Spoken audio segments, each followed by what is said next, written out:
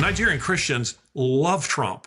They adore Trump. The idea, that Trump is hated around the world. He's hated by the champagne swilling types along the Champs-Elysees. The common people love him. And the reason that Nigerian Christians love him is because he's the first president, Republican or Democrat, in memory who did not call Islam a religion of peace. This is satanic. We have to call it what it is. It's satanic.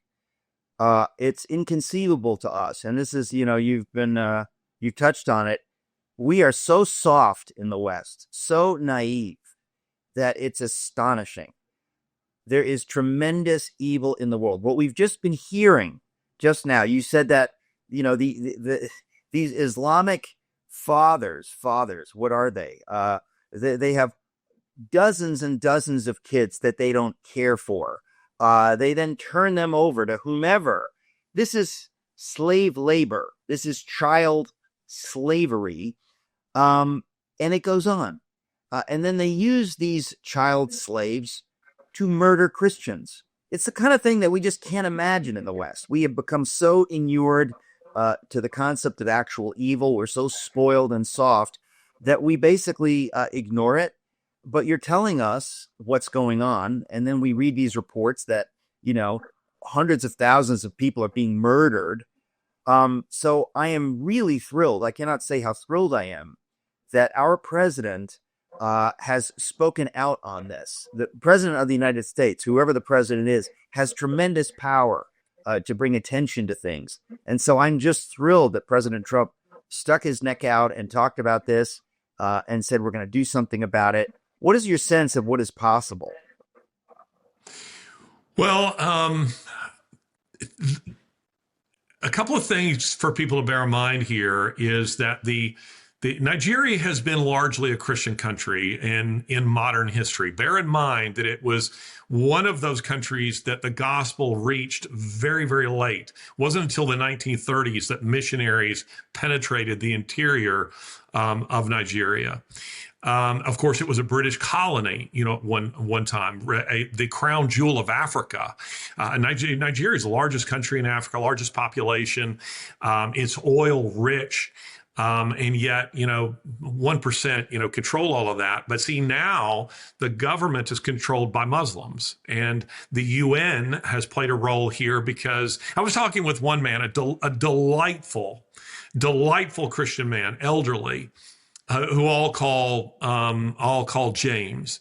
And James was saying to me that after they had been attacked, the first time by the Fulani herdsmen militia and the Boko Haram, again, both Islamic terrorist groups, he decided, because by Nigerian standards, he was reasonably wealthy, he decided he would arm the people of his church and in his Anglican diocese. So he did with AK-47s.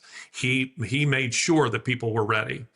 Again, this is so alien to American, milquetoast, kind of Christianity. We're arguing about whether or not we should be winsome all the time. And these are people who are fighting for their lives. So he armed them. So the next time the Fulani attacked, the Christians bloodied them because they were ready, they were equipped. So what happens?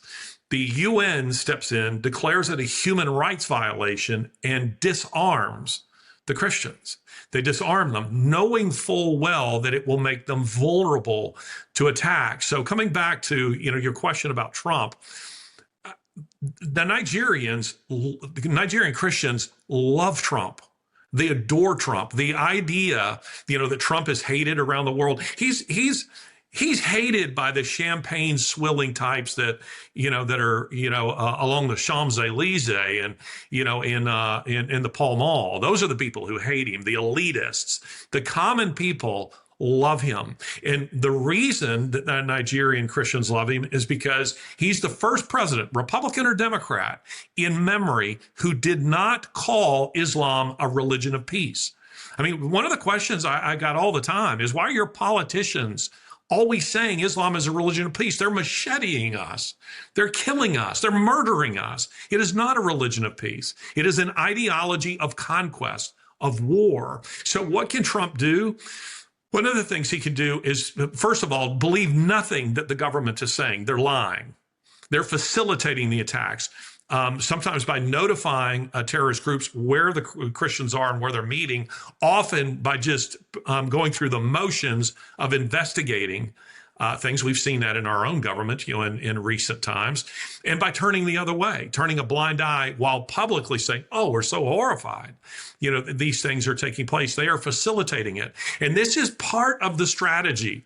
I saw today, Eric, that if Mondani wins as mayor of New York, that according to a poll, 1 million New Yorkers will flee New York.